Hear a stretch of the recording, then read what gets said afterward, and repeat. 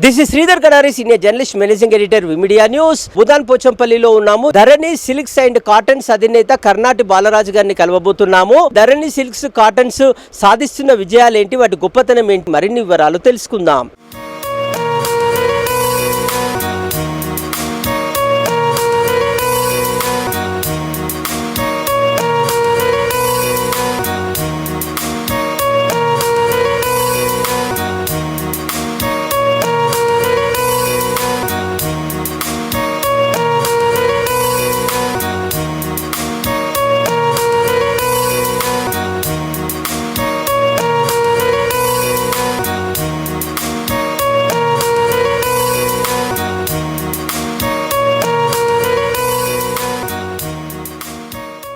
నా పేరు కర్నాటి బాలరాజు. మా సంస్థ పేరు ధరణి సిల్క్ అండ్ కాటన్స్.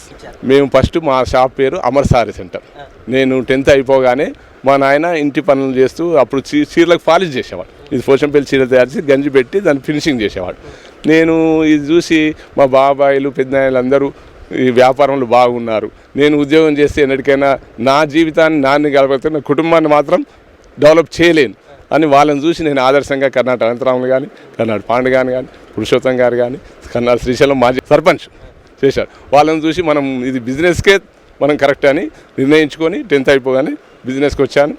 అప్పుడు అమర్ సారీ సెంటర్ ఉండే, దాంట్లో 23 సంవత్సరాలు పనిచేశాను. ఇక్కత్ వచ్చినాక నేను మా తమ్ముడికి ఇచ్చేసి నేను ధరణి సిల్క్ అండ్ కాటన్స్ పెట్టాను. ఇక్కత్ వచ్చాక ధరణి అంటే అప్పుడు పంతులు నటన ధరణి బాగుందని అప్పుడే ధరణి కేసీఆర్ గారు ధరణి అని పెట్టారు.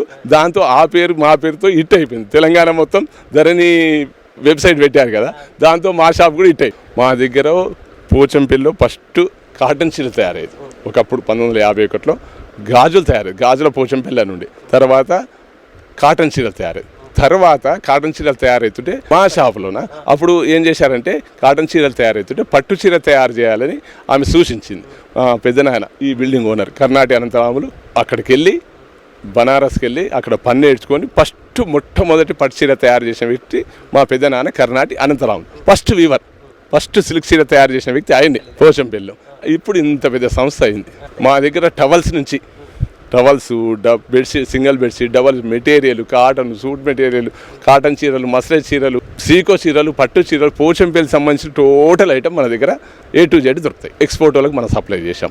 మెయిన్ రాష్ట్రాలకు ఎవరు ఏ షోరూమ్ పెట్టినా ఇండియాలో ఎక్కడ కేరళ కానీ తమిళనాడు కానీ ఎక్కడ ఏ షోరూమ్ పెట్టినా పోచంపల్లికి వచ్చి చీర కొనాల్సింది. ఆయన పోచంపల్లి కంచి ధర్మవరం ఎట్లా కొంటాడో పోచంపల్లి చీరలు కొన్నప్పుడు పోచంపల్లి వచ్చి ఒక 10 షాపులు డీలింగ్ ఉంది, ఎవరికి ఏ రూట్లో డీలింగ్ ఉందో వాళ్ళు వచ్చి 100 చీర పెట్టి అమ్మాల్సింది. అమ్మాలంటే పోచంపల్లి చీర రావాల్సిందే. పోచంపల్లి మొత్తం హోల్సేల్. ఇప్పుడు కొద్దిగా రిటైల్ అయింది. ఆ రోజు నేను షాప్కి వచ్చినప్పుడు మా షాపులో 25,000 పెట్టుబడి. అప్పుడు వర్కర్స్ ఒక ఇద్దరే, మా పార్ట్నర్స్ ఉండే 4, 25,000తో స్టార్ట్ అయ్యాం. ఈరోజు పరిస్థితి భగవంతుని దయ వల్ల మంచిగానే ఉన్నాము. మేము నాది 2 షాపులు ఉన్నాయి. ఒకటి నటరాజు మా బ్రదర్ది కూడా నేనే మెయింటైన్ చేస్తున్నా. ఇది ధరణి 2. దీంట్లో 4, దాంట్లో 3, 7 మందిని మేము మెయింటైన్ చేస్తాం. మొగ్గాలు మాత్రం ఒక 60-70 మొగ్గాల చీరలు మనం మెయింటైన్ చేస్తాం. టర్న్ ఓవర్ సంవత్సరానికి వచ్చేసి 2 నుంచి 3 కోట్లు ఉంటాయి. ఇక నా ఆశయం చదువు పక్కకు పెట్టి బిజినెస్కి వచ్చింది. అందుకు బిజినెస్లో మనం డెవలప్మెంట్ కావాలని వచ్చాము. బిజినెస్ అది నడుస్తుంది.